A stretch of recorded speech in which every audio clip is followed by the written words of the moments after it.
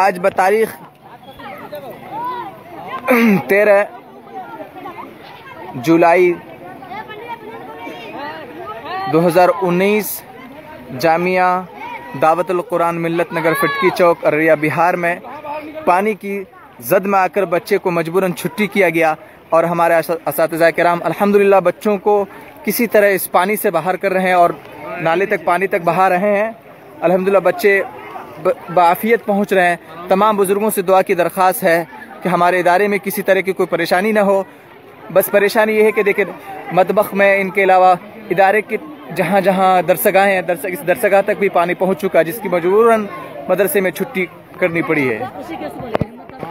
पानी अल्हम्दुलिल्लाह बच्चे पार हो रहे हैं और बस पानी का बहाव बहुत तेजी के साथ हो रहा है, जिनके कारण बच्चों को छुट्टी कारण की गई। आते रहे आप लोग।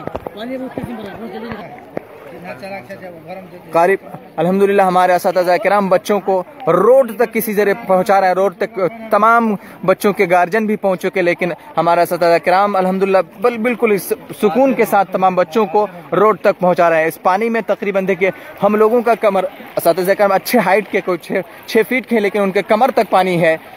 मदरसे की मैदान है, बच्चे यहाँ बहुत खेल कूद रहे थे, लेकिन यहाँ अभी